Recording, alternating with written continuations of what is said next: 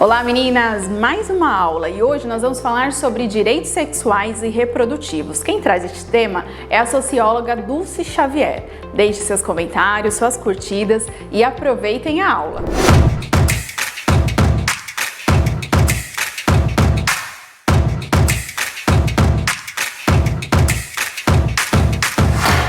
Olá, eu sou Dulce Xavier, sou da área de Ciências Sociais, já fui gestora pública de política para as mulheres e também integro um movimento de mulheres aqui da região do ABC Paulista, na Frente Regional ABC de Enfrentamento à Violência contra as Mulheres, e também coordeno, junto com outras companheiras, o curso de Promotoras Legais Populares de São Bernardo do Campo há 18 anos. Então, é sempre um prazer estar aqui falando com vocês, PLPs de Suzano, e eu quero agradecer muito o convite da Sandra, que é a coordenadora, que sempre convida e está sempre atuando aí com bastante ânimo para continuar esse curso que é muito importante para nós mulheres. O tema que eu vou trabalhar é direitos reprodutivos e aborto. E para falar desse tema, é muito importante a gente lembrar um pouquinho o contexto que nós vivemos, né? Eu coloquei aqui um slide falando um pouquinho do contexto para a gente iniciar e lembrar que a nossa cultura patriarcal ela ainda condena a sexualidade feminina e enaltece, eu coloquei aqui santifica, né, e meio que obriga as mulheres à maternidade.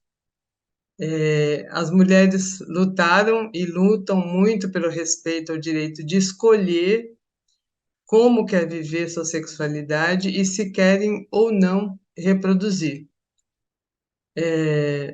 A mulher que busca o poder, eu coloquei duas imagens aqui, bem simbólicas, porque mesmo que as pessoas não sejam participantes de uma igreja cristã, de uma religião cristã, essas imagens são bastante presentes no nosso cotidiano como parte da nossa cultura.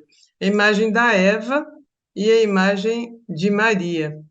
A Eva é sempre apresentada como uma mulher sedutora que leva o homem a pecar, mas na verdade o que ela queria era o direito de conhecimento, né? A árvore, o fruto que ela comeu era da árvore do conhecimento.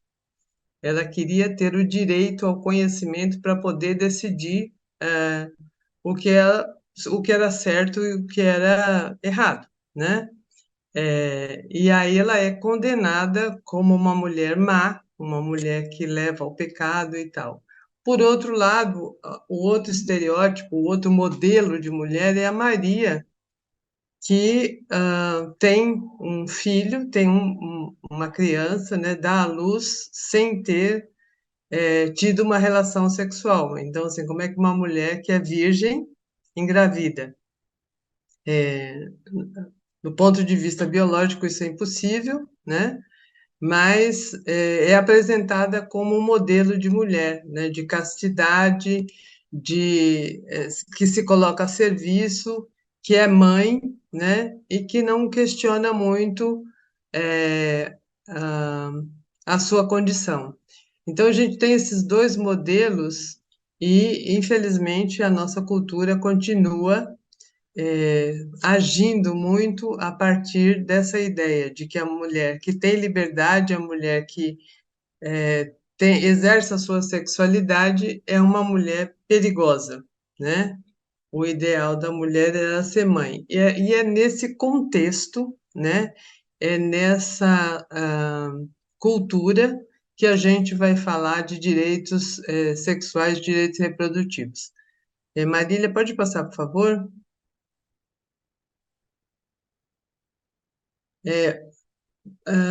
Eu coloquei aqui um slide para falar o que são os direitos reprodutivos.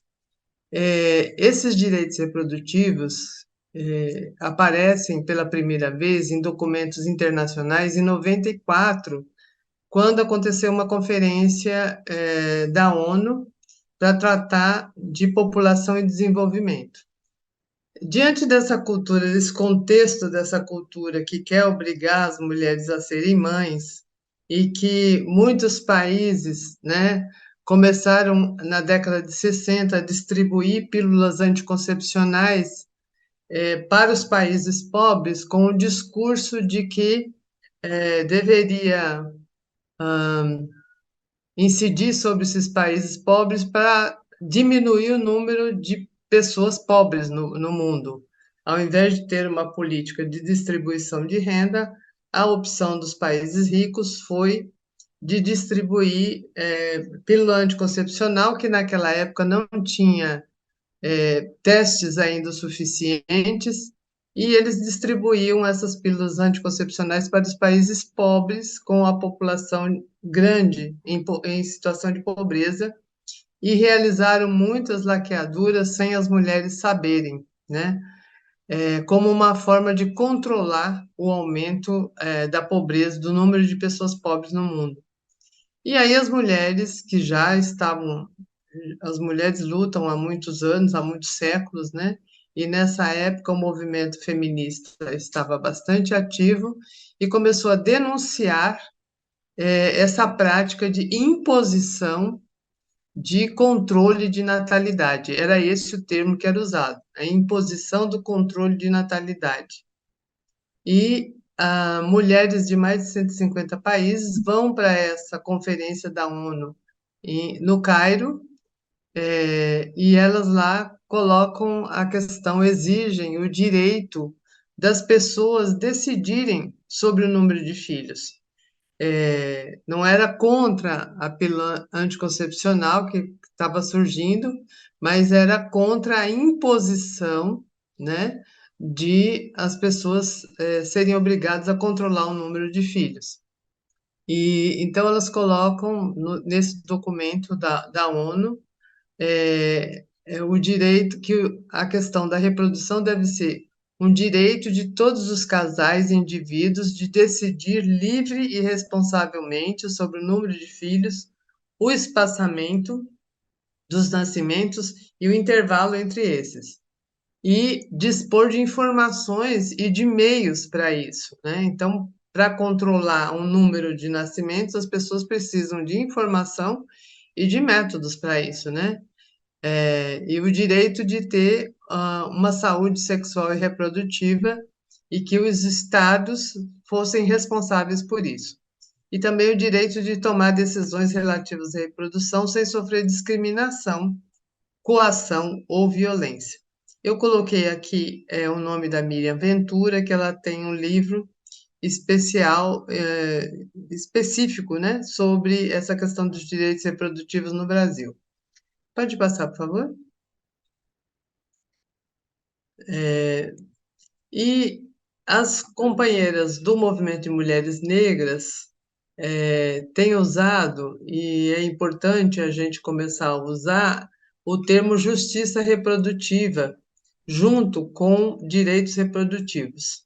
Porque as mulheres negras não têm a garantia de acesso às informações e aos métodos contraceptivos como as mulheres não negras.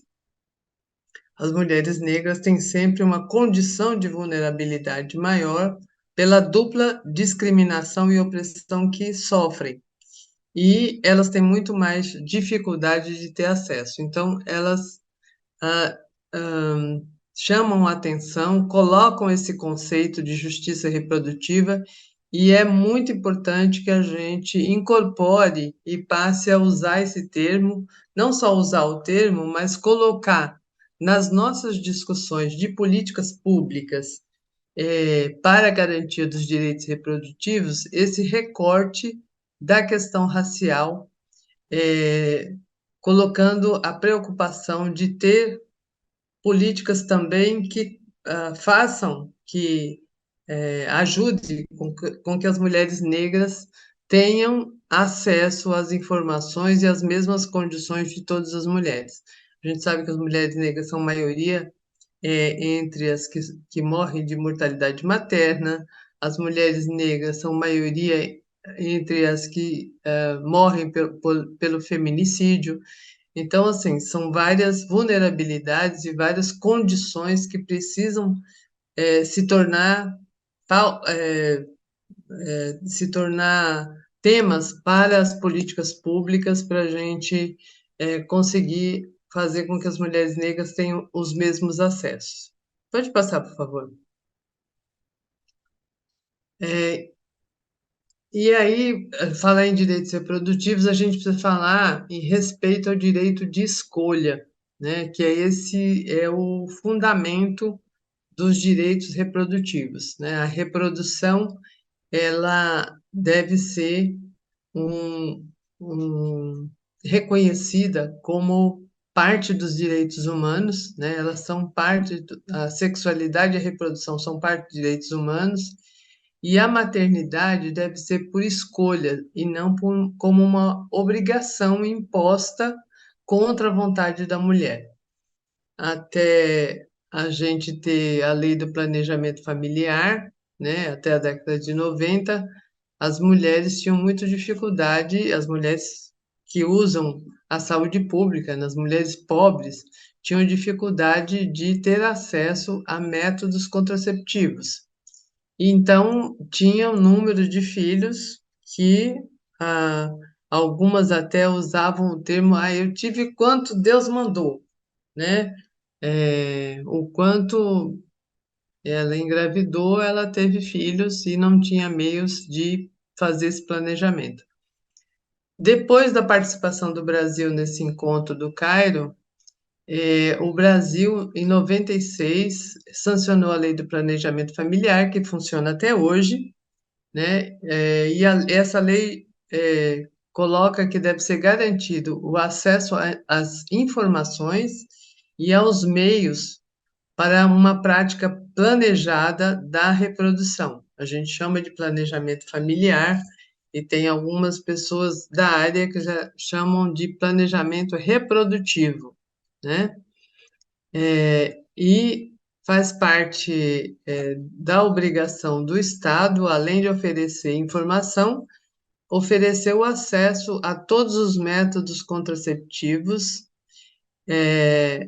de escolha da pessoa ou do casal, e também métodos de prevenção em relação às infecções sexualmente transmissíveis, que a gente chamava de DST, hoje estamos chamando de infecções sexualmente transmissíveis.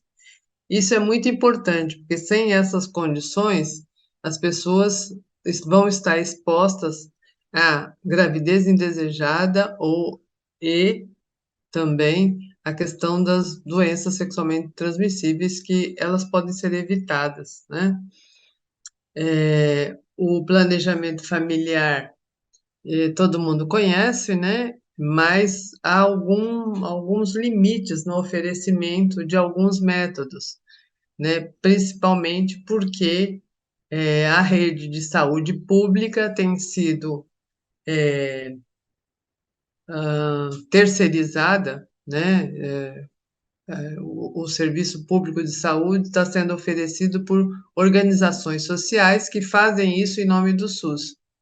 Algumas dessas organizações sociais estão ligadas a grupos religiosos, então, e esses grupos religiosos acabam usando esses parâmetros para o atendimento das mulheres que procuram planejamento familiar. E aí elas têm muita dificuldade de fazer laqueadura, de colocar o DIU, né? E isso precisa ser denunciado. Se na sua cidade houver dificuldade para ter acesso a métodos contraceptivos, né, e também a meios de prevenção de infecção sexualmente transmissível, precisa ser denunciado. E a interrupção da gravidez indesejada também faz parte da responsabilidade do Estado para garantir o direito de escolha das mulheres sobre a reprodução, né? Nesse caso, a gente está discutindo a questão do direito ao aborto, a interrupção da gravidez quando uma gravidez é indesejada, não planejada, fica inviabilizada e essa mulher não quer levar essa gravidez adiante. E o Brasil tem legislação em relação a isso. E eu vou falar um pouquinho. Pode passar, Marília, por favor. É, aqui tem um jornal falando dos hospitais católicos que não querem oferecer laqueaduras, né? É uma referência ao Hospital da Zona Leste de São Paulo, que não quer oferecer laqueaduras. As mulheres, algumas entram no Ministério Público para conseguir garantir o acesso. Então, as mulheres têm pouco acesso aos métodos contraceptivos de escolha, têm resistência de profissionais por questões religiosas que não querem oferecer a contracepção de emergência ou pílula do dia seguinte, né? Não querem colocar o DIU ou fazer a laqueadura, com argumentos religiosos, né? Dizendo que o DIU é abortivo, que a contracepção de emergência é abortiva e que isso não tem nenhum fundamento lógico, não, isso não é verdade, né? A pílula do dia seguinte é um método hormonal com uma dose alta de hormônio, mas não é abortiva. E o DIU também não é abortivo. Ele evita que o espermatozoide acesse a trompa, né? Então isso evita que aconteça gravidez. Falta de educação sexual nas escolas, porque a gente tem uma resistência muito grande. Nos últimos 6 anos, a gente teve uma ação, uma ação governamental contra a educação sexual nas escolas, né? A ex-ministra da Mulher, Damares, fazia uma articulação internacional para retirar alguns termos como direitos reprodutivos dos documentos internacionais, de tirar a questão da educação sexual como um direito. Então, a gente teve uma ação contrária a esses avanços que o movimento de mulheres sempre lutou. A gente tem também no legislativo uma atuação, né, alguns projetos de lei tentando proibir o acesso aos métodos contraceptivos, tentando proibir o acesso ao aborto legal e outros retrocessos que estão bastante fundamentados em argumentos religiosos. E aí a terceirização das organizações sociais, terceirização da saúde para as organizações sociais que têm ligação com religião. Algumas UBSs estão pedindo a autorização do marido para colocar o DIU.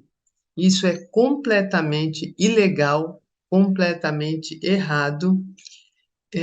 O próprio planejamento familiar teve uma mudança em 2022 para deixar de exigir a assinatura do marido para autorizar a laqueadura, né? Se não precisa mais da autorização do marido para a laqueadura, isso por lei nacional, para colocar o DIU nunca existiu, nunca houve essa necessidade, então também precisa ser denunciado, né?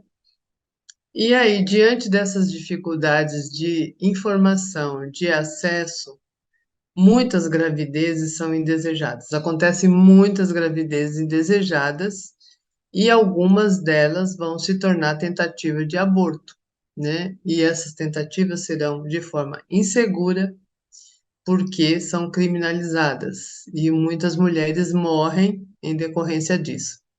Pode passar, por favor.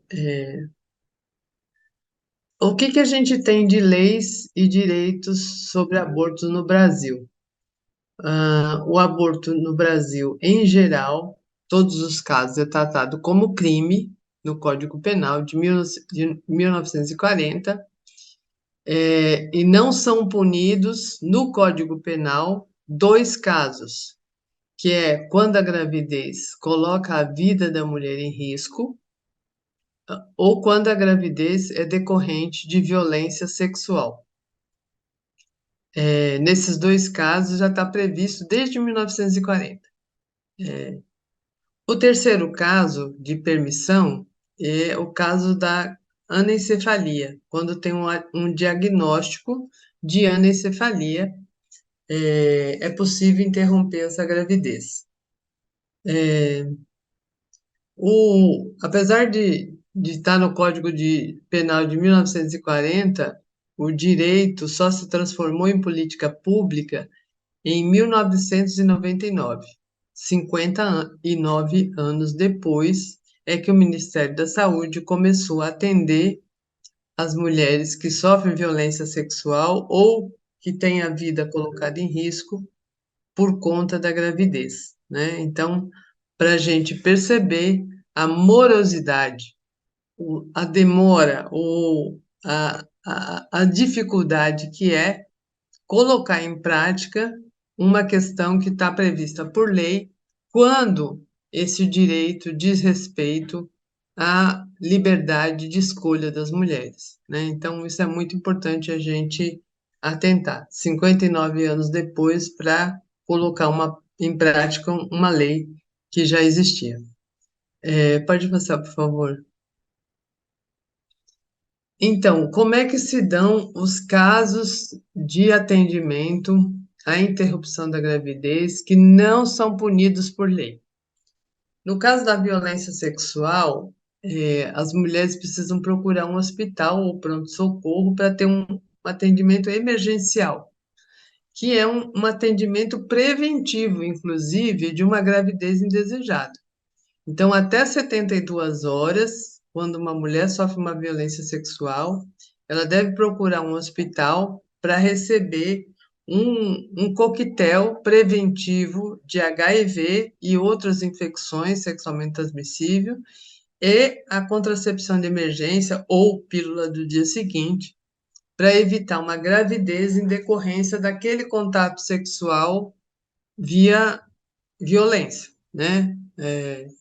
E é muito importante procurar esse serviço até 72 horas, porque a partir de 72 horas a eficácia começa a diminuir, né? Ela não é tão eficaz o coquetel preventivo de doenças e a contracepção de emergência. Bom, mas a mulher não quis procurar porque o agressor é conhecido, é uma coisa muito comum, a maioria absoluta dos casos é de pessoa conhecida e de meninas com menos de 14 anos. Eu vou dar esses dados depois.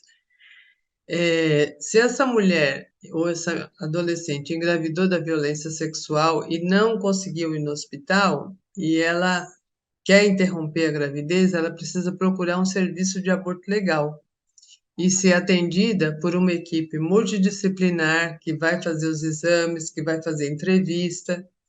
E depois da decisão dessa equipe de interromper a gravidez, porque a equipe é multidisciplinar e ela vai trabalhar em conjunto, né, avaliando a situação, aquela situação. Aí a mulher escreve uma declaração, uma autodeclaração de que ela sofreu uma violência até para preservar a questão profissional da equipe que atendeu. E de 2005 até 2020, era possível procurar um serviço de aborto legal sem ter feito um boletim de ocorrência. Por quê? O Ministério da Saúde suspendeu, porque a maioria das mulheres que sofrem violência sexual tem até 14 anos. 60 e poucos por cento tem até 14 anos. E o agressor é pessoa conhecida. E essa menina, essa criança, tem dificuldade de denunciar essa pessoa conhecida. E acaba aparecendo que aconteceu essa violência sexual só quando a menina engravida. E a gente tem acompanhado vários casos de meninas aí pelo Brasil, né, no Espírito Santo, no Piauí, no Santa Catarina, que, com 10 anos, 11 anos, 12 anos que engravidaram em decorrência de estupro de pessoa conhecida e que tiveram dificuldade, inclusive, de acessar um serviço para interromper essa gravidez. Uma portaria de 2020 começou a obrigar os profissionais da área da saúde a comunicar à polícia quando chega uma mulher denunciando, pedindo ajuda para o atendimento no caso de violência sexual.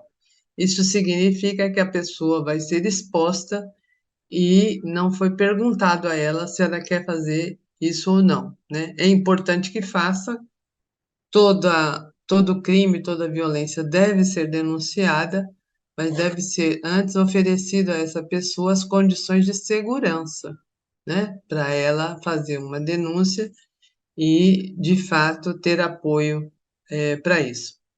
Nos casos de risco de morte da mulher por conta da gravidez, e nos casos de diagnóstico de anencefalia, tem que apresentar esses diagnósticos no serviço de aborto legal.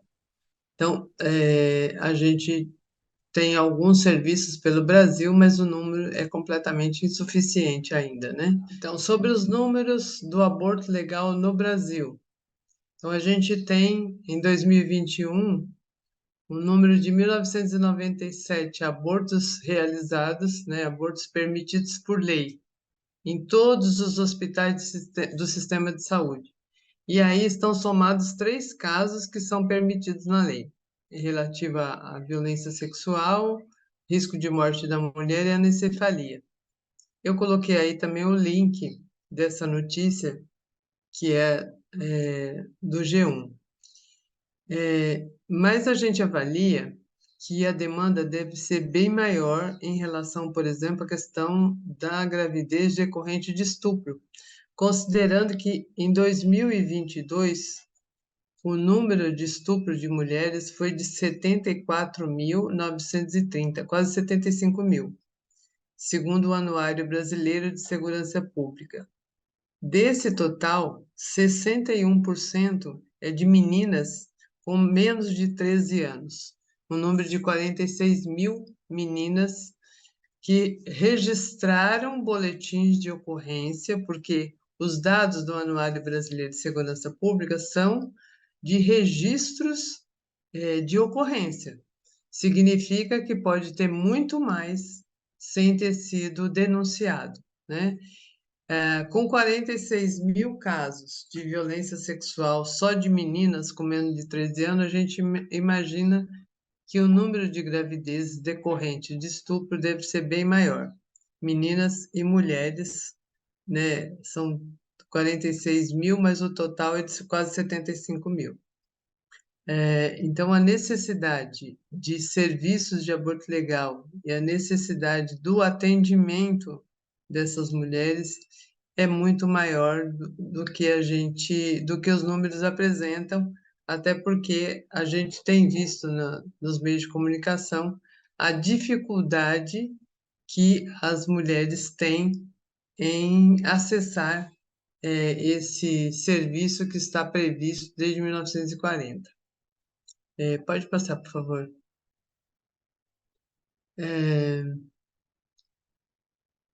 Segundo o site Artigo 19, havia 76 serviços de aborto legal em 2019. Com a pandemia, esse número caiu para 41, né? Porque muitos hospitais justificaram que a pandemia demandava bastante atenção, né, durante a pandemia. E aí esse serviço foi paralisado. E somente 31 cidades do Brasil têm serviço de aborto legal e em 13 estados e o Distrito Federal não tem nenhum serviço. O estado de São Paulo consta que tem 8 serviços, no entanto, a gente sabe que alguns deles não funcionam a contento. A gente tem um dos exemplos é o caso da menina do Espírito Santo, que foi estuprada pelo tio e que decidiu com a mãe interromper a gravidez, porém ela sofreu o assédio de religiosos, de políticos e de gente do governo federal para não fazer. A menina, para interromper a gravidez, teve que sair do Espírito Santo e ir para o estado de Pernambuco, no Recife, onde uma maternidade se prontificou a acolher e interromper a gravidez. A pessoa já, a menina ou a mulher sofre uma violência horrível, que é a violência sexual, e a decorrência dessa violência, na decorrência dessa violência, ela sofre outras, buscando o acesso a um direito que está previsto há décadas, né? Então, acho que é muito importante a gente atentar a isso e cobrar dos poderes públicos, né, na gestão das cidades, que tipo de atendimento, que tipo de apoio se dá para as mulheres vítimas de violência sexual, né? A gente tem dificuldade, por exemplo, com o exame no Instituto Médico Legal para fazer perícia em relação a isso, né? Porque é difícil ter um IML com uma equipe específica para isso. Então, eu acho que é um papel do movimento de mulheres estar monitorando esses atendimentos e cobrando. Pode passar, por favor. Os outros casos de aborto no Brasil são criminalizados e inseguros, né? Então, com exceção dos três que eu já falei, os outros casos todos são considerados crimes e são praticados de forma insegura, porque é considerado crime, então as pessoas acabam fazendo clandestinamente e isso as coloca em situação de insegurança. E a cada 2 dias, uma mulher morre no Brasil em decorrência de aborto inseguro.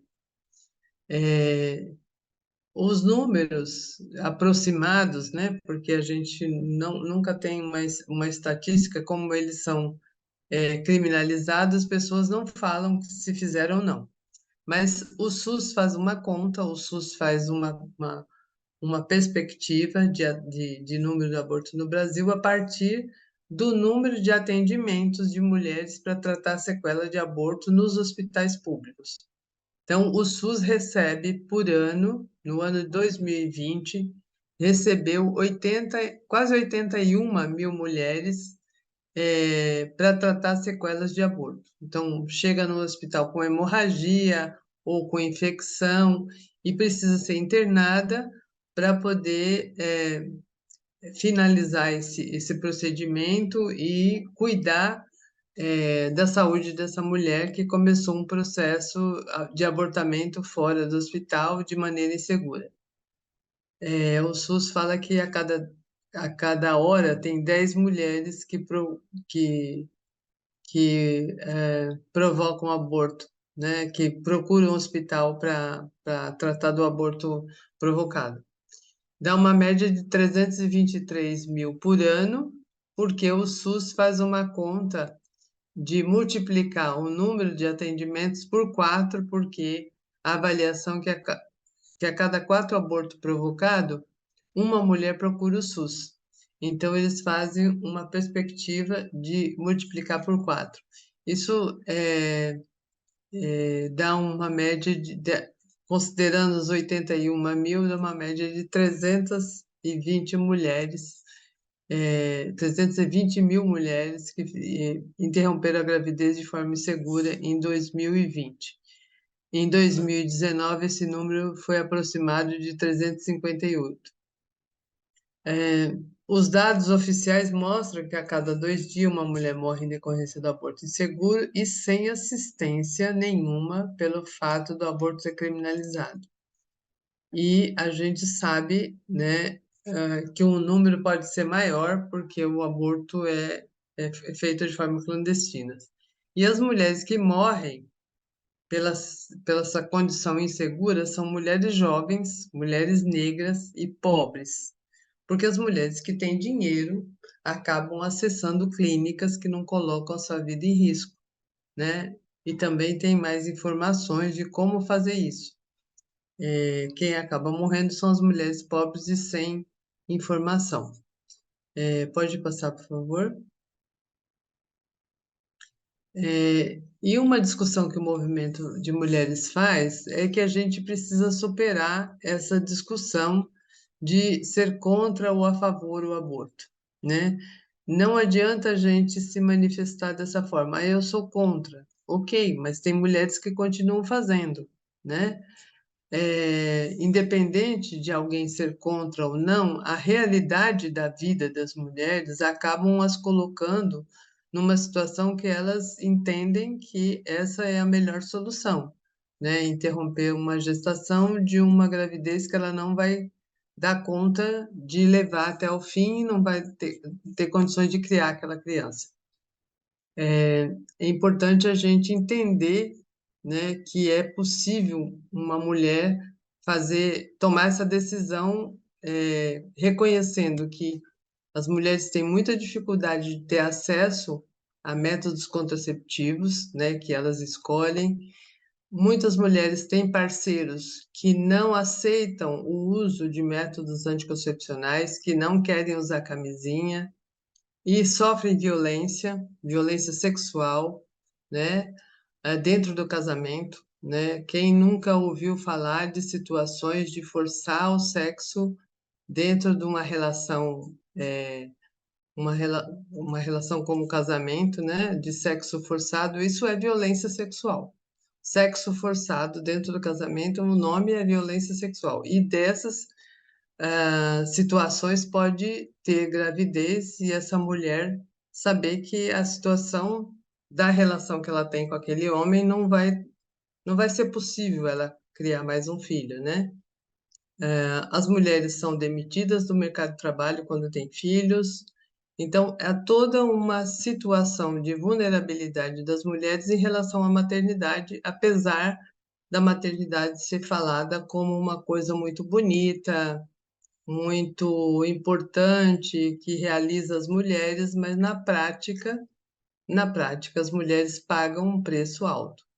Não são demitidas do trabalho, não tem creche, não tem escola em tempo integral, e elas respondem sozinhas. A gente viu aí no IBGE que quase metade das famílias brasileiras tem uma mulher como chefe de família.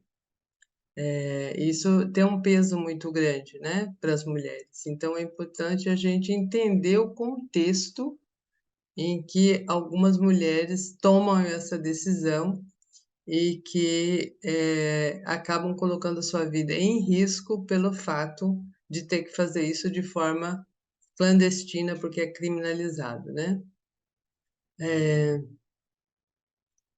O movimento de mulheres sempre defende a descriminalização, quer dizer, deixar de ser tratado no Código Penal e passar a ser tratado como uma questão de saúde pública, né? Isso, inclusive, é o que pode reduzir o número de abortos e salvar a vida de mulheres, tratar como questão de saúde pública, porque isso significa receber essas mulheres no serviço de saúde, respeitar a decisão dela, apoiar e dar condições para interromper essa gravidez de forma segura. E mais importante é oferecer para essa mulher as condições dela exercer, dela ter um método anticoncepcional da escolha dela e ela conseguir fazer planejamento da sua família, fazer o planejamento reprodutivo. Porque muitas mulheres que fazem aborto é porque não tiveram condições de prevenir. E elas sendo acolhidas no sistema de saúde e sendo oferecida a ela uma laqueadura, um DIU ou outro método que seja da escolha dela, provavelmente ela nunca mais vai recorrer a um aborto, porque ela vai ter condições de estar usando um método anticoncepcional seguro e não vai ter mais gravidez indesejada, né? Então, isso é muito importante. As mulheres que morrem por aborto, eu já falei, né? São aquelas que não podem pagar por um procedimento seguro. Pode passar, por favor? Alguns países que legalizaram o aborto reduziram o número de abortos que aconteceu no país. Um dos exemplos é Portugal, que em 2007 legalizou o aborto. De 2011 a 2014, não teve nenhuma morte de mulheres por aborto. O Uruguai, que legalizou em 2012, né,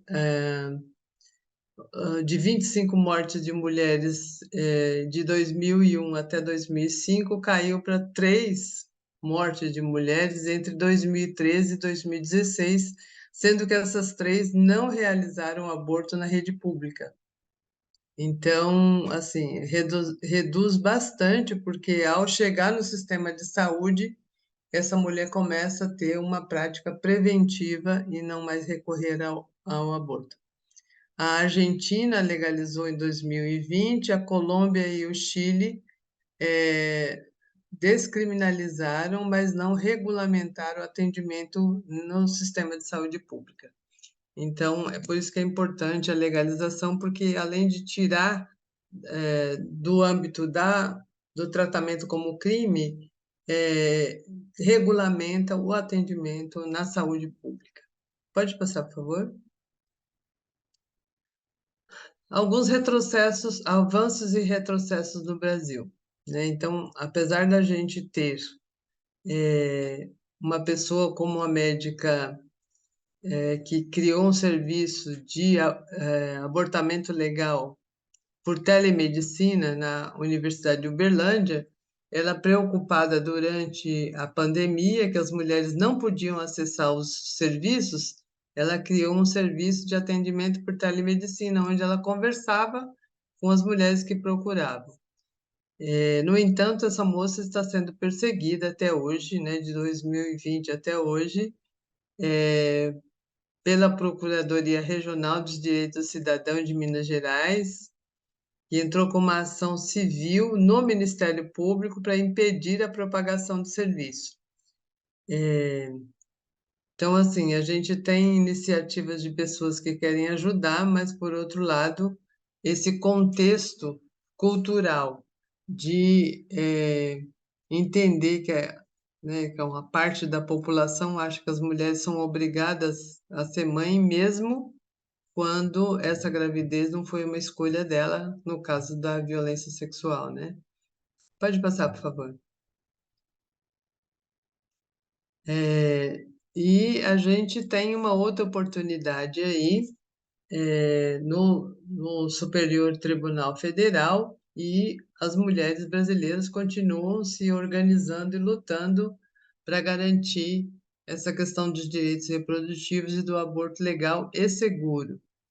Então, em 2017, um partido entrou com um questionamento no Superior Tribunal Federal em relação a essa questão da criminalização do aborto, e ela poderá ser votada agora até outubro de 2023, porque a relatora é a Rosa Weber, que deve se aposentar no comecinho de novembro.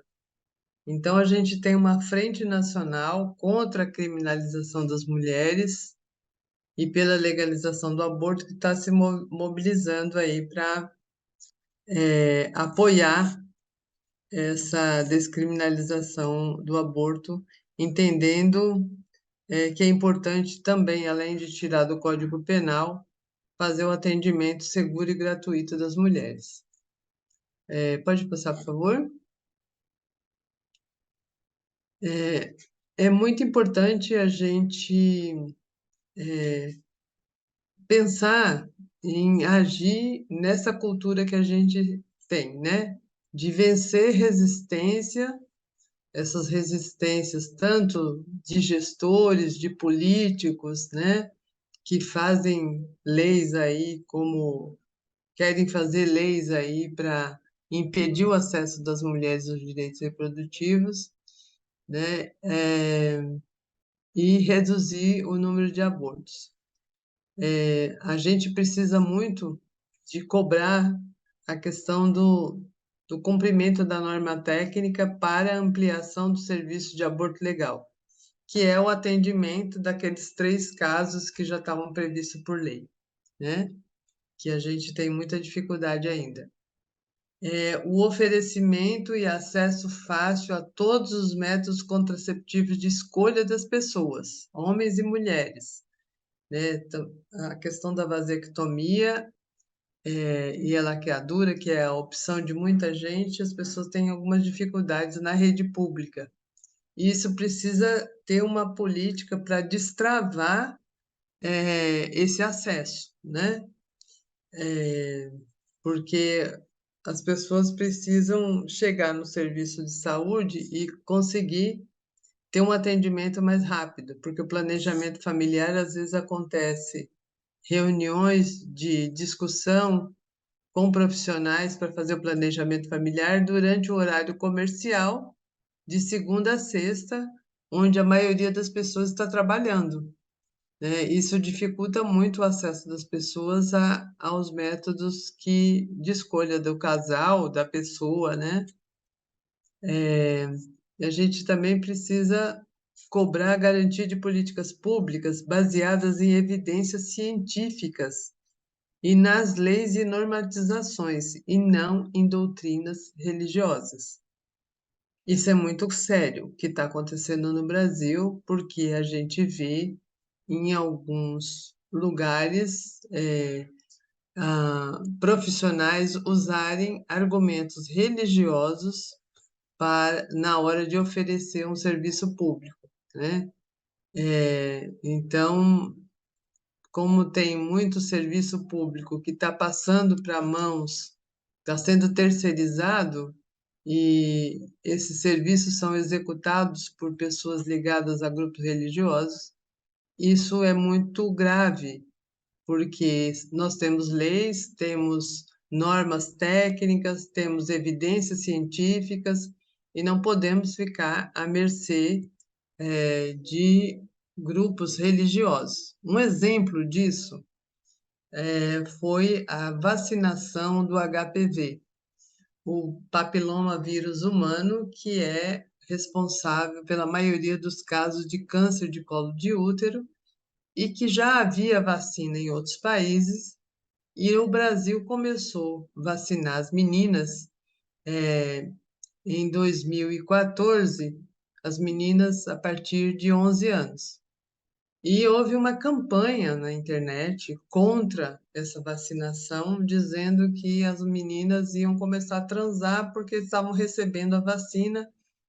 Era um incentivo à sexualidade, à prática sexual precoce.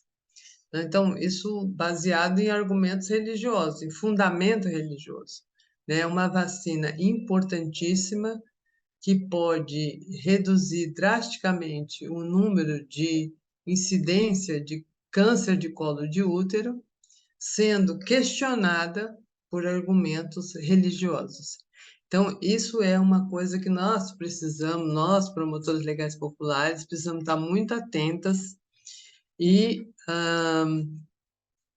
e atuar nos nossos municípios, junto aos conselhos municipais de saúde, junto ao Conselho Municipal de Direito da Mulher, denunciando essas situações onde a população tem dificuldade de acesso à saúde pública, nessa área de direitos sexuais e direitos reprodutivos, por conta desses argumentos religiosos, considerando que nós vivemos num país laico, que é o Estado, a política pública é separada da religião. Nós não podemos permitir que isso continue acontecendo.